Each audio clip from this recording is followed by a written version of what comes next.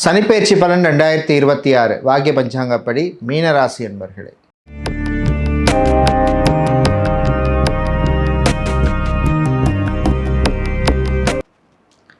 ஜென்மசனி தொடருது. இப்போ ஜென்மசனி. ஸோ அதனால் எல்லா விஷயத்துலையும் கொஞ்சம் கவனம், பொறுமை, நிதானம், அமைதி தேவை. உறவுகள் விஷயத்தில் விட்டு கொடுத்து போங்க. ரொம்ப எதிர்பார்ப்போடு இருக்காதீங்க. சில நேரத்தில் யார் நண்பன் யார் எதிரின்னு கூட நமக்கு ஜட்ஜ் பண்ண முடியாது. எல்லா விஷயத்தையும் லீகலாக நீங்கள் ஃபேஸ் பண்ணுறது நல்லது. ஷார்ட்கட்டில் போகிறேன், இல்லீகலாக பண்ணுறேன் அப்படின்னு போய் எதுலையாவது மாட்டிக்காதீங்க. நண்பர்கள் விஷயத்தில் கவனம் தேவை. தேவையில்லாத விரைய செலவில் கண்ட்ரோல் பண்ணுங்கள். அகலக்கால் எதுலேயுமே வைக்காதீங்க. உங்களுடைய தசா புத்தி நல்லா இருந்ததுன்னா ரிஸ்க் எடுக்கலாம். இல்லைன்னா நீங்கள் நார்மலாக கொண்டு போகிறது தான் உங்களுக்கு புத்திசாலித்தனம். அதே மாதிரி வேலை பார்த்துட்ருக்கோம், இதை விட பெட்டர் சேலரி வேணும் அப்படின்னு டக்குன்னு வேலையை தூக்கி விட்டுட்டு அடுத்த வேலையை தேட போகிறது, இந்த மாதிரி விஷயங்களுக்கெல்லாம் ரிஸ்க் எடுக்காதீங்க. வேலையில் இருந்துகிட்டே இன்னொரு வேலையை தேடுங்க. அதே மாதிரி வியாபாரத்தில் எக்ஸ்பான்ஷன் விஷயங்கள்லாம் கவனம் தேவை.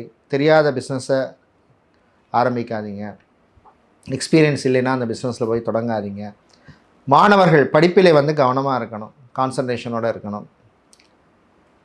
அதே மாதிரி அலைச்சல்கள், தேவையில்லாத அலைச்சல்கள்லாம் தவிர்க்கணும். ஜாபை பொறுத்தவரையில் பார்த்திங்கன்னா இந்த காலப்பகுதி ஓரளவுக்கு ஹெல்த் கேர் செக்டாரில் இருக்கிறவங்களுக்கு, ஒரு டாக்டராக, சர்ஜனாக, ஃபார்மசிஸ்ட்டாக, ரேடியோகிராஃபராக இருக்கிறவங்க, லேப் டெக்னீஷியன், இவங்களுக்கெல்லாம் அனுகூலமாக இருக்கும். அதே மாதிரி மரீன் சம்மந்தமான துறையில் வேலை செய்கிறவங்க, ஹோட்டல், ரெஸ்டாரண்ட், இவங்களுக்கும் அனுகூலமாக இருக்கும். பிஸ்னஸை பொறுத்தவரையில் இதே செக்டாரில் பிஸ்னஸ் பண்ணுவவர்களுக்கு அனுகூலமாக இருக்கும். அதோடு நம்மளுடைய கிராசரி, அதாவது மளிகை பொருள், ரைஸ், ஆயில், இந்த மாதிரி பிஸ்னஸ் பண்ணுபவர்கள், பூஜை பொருட்கள், ஆன்மீக பொருட்கள் விற்பவர்களுக்கும் ஓரளவுக்கு அனுகூலமாக இருக்கும். பூ, பழம், காய்கறி வியாபாரம் செய்பவர்களுக்கும் அனுகூலமாக இருக்கும். இந்த காலப்பகுதியில் பார்த்திங்கன்னா சொத்து சம்பந்தமான விஷயங்களில் கொஞ்சம் கவனமாக இருக்கணும். டாக்குமெண்ட்ஸ் விஷயங்களில் ரொம்ப ரொம்ப கவனம் தேவை.